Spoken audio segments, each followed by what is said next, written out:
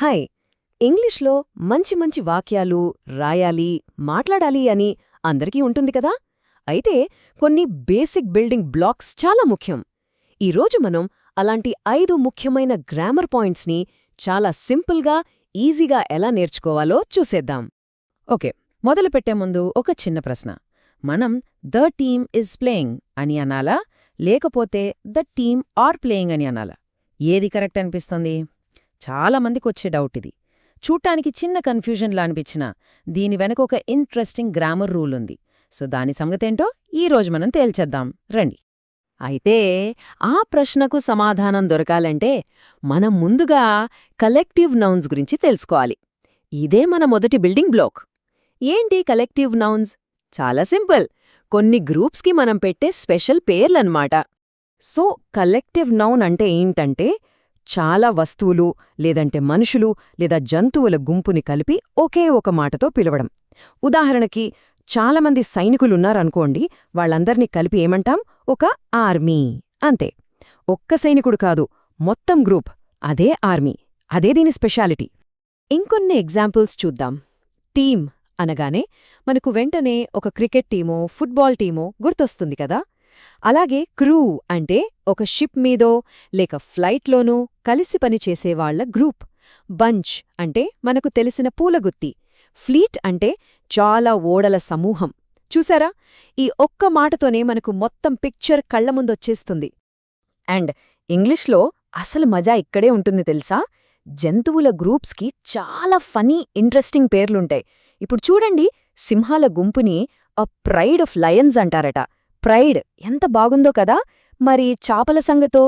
చాపలు కూడా స్కూల్కి వెళ్తాయా ఏంటి? అందుకే వాటి గ్రూప్ని అ స్కూల్ ఆఫ్ ఫిష్ అంటారన్మాట. అలాగే తేనెటీగల గుంపుని అ స్వామ్ ఆఫ్ బీజ్ అంటారు. భలే ఉన్నాయి కదా ఈ పేర్లు. సో దీన్ని గుర్తుపెట్టుకోవడానికి ఒక సింపుల్ ట్రిక్ చెప్తాను. ఎప్పుడైనా సరే చాలా వస్తువులు కలిసి ఒకే ఒకటిగా మారితే దానికి పెట్టే పేరే కలెక్టివ్ నౌన్. సింపుల్గా మెనీ బికమ్స్ వన్, అంతే. సరే, కలెక్టివ్ నౌన్స్ అంటే ఏంటో మనకొక ఐడియా వచ్చింది కదా. ఇప్పుడు మన మొదటి ప్రశ్నకు వద్దాం. టీం పక్కన ఇస్ పెట్టాలా లేక ఆర్ పెట్టాలా? దీనికి ఆన్సర్ మన రెండవ బిల్డింగ్ బ్లాక్ అయిన వర్బ్ అగ్రీమెంట్లో ఉంది. అంటే మనం నేర్చుకున్న ఈ గ్రూప్ పేర్లతో వర్బ్స్ని సరిగ్గా ఎలా మ్యాచ్ చేయాలో చూద్దాం. ఇక్కడ రూల్ చాలా సింపుల్ అండి. రెండు విషయాలు గుర్తుపెట్టుకోవాలి. ఒకటి, ఆ గ్రూప్ మొత్తం ఒకే యూనిట్లాగా, ఒక జట్టులాగా పనిచేస్తోందా? అప్పుడు ఈజ్ లాంటి సింగులర్ వర్బ్ వాడాలి. రెండోది, అలా కాకుండా ఆ గ్రూప్లోని మెంబర్స్ వేర్వేరుగా, ఎవరికి వాళ్లుగా ప్రవర్తిస్తున్నారా? అప్పుడు ఆర్ లాంటి ప్లూరల్ వర్బ్ వాడాలి. అంతే. ఉదాహరణకు ఈ వాక్యం చూడండి. The team is playing. ఇక్కడేంటి? టీం మొత్తం ఒకే యూనిట్గా ఆడుతోంది. వాళ్ళందరి గోల్ ఒక్కటే, గెలవడం. అందుకే మనం ఇజ్ వాడాం. నిజానికి దాదాపు 90% కేసుల్లో కలెక్టివ్ నౌన్స్తో మనం సింగులర్ వర్బ్నే వాడతాం. కానీ ఎప్పుడైతే మనం ద టీమ్ ఆర్ ఆర్గ్యూయింగ్ అంటామో, ఇక్కడ సీన్ మారిపోయింది. ఇక్కడ వాళ్ళు ఒకరితో ఒకరు గొడవ పడుతున్నారు. అంటే టీం సభ్యులు వేర్వేరుగా, ఇండివిజువల్స్ లాగా బిహేవ్ చేస్తున్నారు. అందుకే మనం ఆర్ వాడాం. సో మన మొదటి ప్రశ్నకు ఫైనల్ ఆన్సర్ ఏంటనమాట? ఏ టీమ్ ఈజ్ కరెక్టే, ఏ టీమ్ ఆర్ కూడా కరెక్టే. అంతా మనం ఏ సిచ్యువేషన్లో వాడుతున్నాం అనే దానిపై ఆధారపడి ఉంటుంది. ఇంట్రెస్టింగ్ కదూ? ఓకే, మనం నౌన్స్ గురించి మాట్లాడుకుంటున్నాం కాబట్టి వాటిని అర్థం చేసుకోవడానికి ఇంకో ముఖ్యమైన యాంగిల్ ఉంది. అదే మన మూడవ బిల్డింగ్ బ్లాక్, నౌన్ జెండర్స్.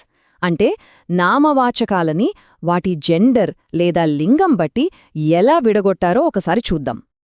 ఇంగ్లీష్లో నౌన్స్ని 4 జెండర్లుగా విభజించారు. 1, మగవాళ్లను సూచించే కింగ్ లాంటివి. వీటిని మాస్క్యులిన్ అంటారు. 2, ఆడవాళ్లను సూచించే క్వీన్ లాంటివి. వీటిని ఫెమినిన్ అంటారు. మరి డాక్టర్ లేదా టీచర్ లాంటి పదాల సంగతేంటి? వాళ్ళు మగవాళ్లు కావచ్చు, ఆడవాళ్లు కావచ్చు. అందుకే దీన్ని కామన్ జెండర్ అంటారు.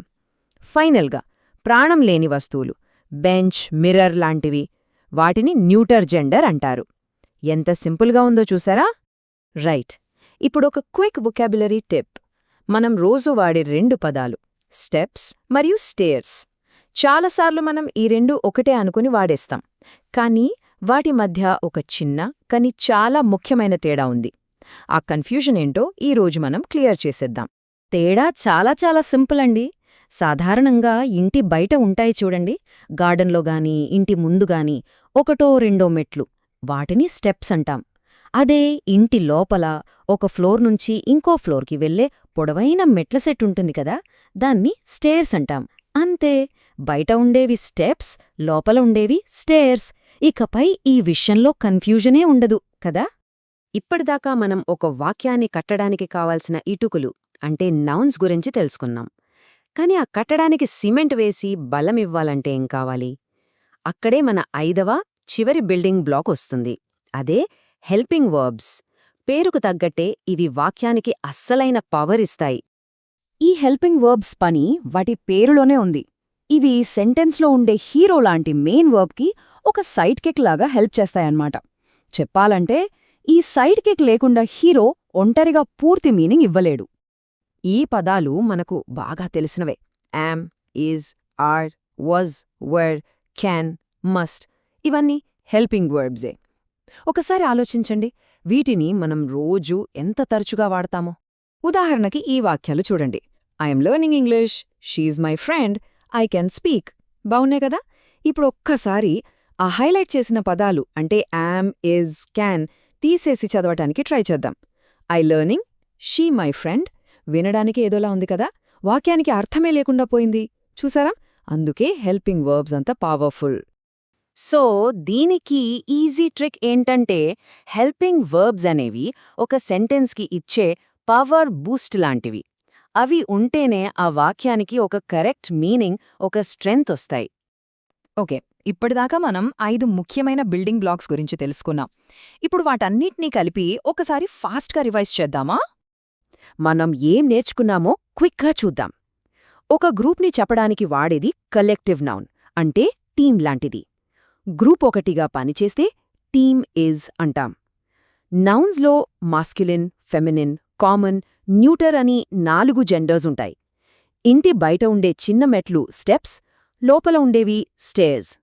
ఫైనల్గా యామ్, ఈజ్, క్యాన్ లాంటి హెల్పింగ్ వర్బ్స్ సెంటెన్స్కే పవరిస్తాయి.